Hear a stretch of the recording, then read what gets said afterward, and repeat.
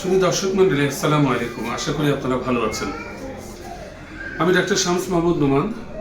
আমি বাংলাদেশ আই হাসপাতাল উত্তরাতে কনসালটেন্ট হিসেবে আছি। বাংলাদেশ মেডিকেল ইউনিভার্সিটিতে অপথ্যালমোলজি অ্যাসোসিয়েট প্রফেসর হিসেবে কর্মরত আছি। আজকে আমি আপনাদের সামনে একটা ইম্পর্টেন্ট ইস্যু নিয়ে কথা বলবো, বাচ্চাদের চোখের যত্ন। অ্যাকচুয়ালি বাচ্চাদের বিভিন্ন রকম চোখের সমস্যা হতে পারে। বাচ্চাদের চোখ ট্যারা হতে পারে। ট্যারা হলে কি করবে? যদি চোখ ট্যারা হয় তাহলে ভয়ের কিছু নেই। ডাক্তারের পরামর্শে বাচ্চার চোখে কম দেখছে কিনা সেটা পরীক্ষা করতে হয় এবং প্রয়োজনে চশমা দিতে হয়। একটা বাচ্চার চোখ ট্যারা হয়ে যাওয়া মানেই চোখের অপারেশন করতে হবে এমন কোনো ব্যাপার না। এটা চোখে চশমা দিয়ে দেখতে হয়, কিছু ব্যায়াম করতে হয়।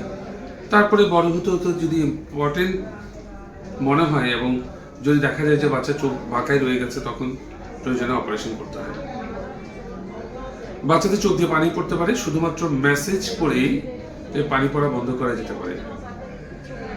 তার সাথে কিছু অ্যান্টিবায়োটিক ড্রপ ব্যবহার করা যেতে পারে। বাচ্চাদের চোখে অ্যালার্জি হয়। অ্যালার্জি একটা কমন প্রবলেম। চোখে অ্যালার্জি হলে সাথে সাথে স্টেরয়েড দেওয়া যাবে না। যখন ফার্মেসিতে যাবেন, স্টেরয়েড দিয়ে দিবে, বা যে কোনো ইনএক্সপিরিয়েন্স ডক্টরের কাছে গেলে স্টেরয়েড দিয়ে দিবে, কিন্তু স্টেরয়েড বাচ্চাদের অনেক ক্ষতি করে।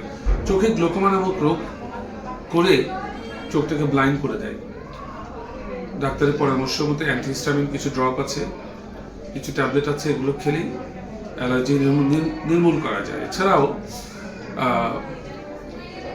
কিছু কিছু খাবার নিয়ন্ত্রণ, পরিবেশ, বিশেষ করে ধুলাবালি নিয়ন্ত্রণ, এগুলোর মাধ্যমে চোখে অ্যালার্জি নিয়ন্ত্রণ করা সম্ভব।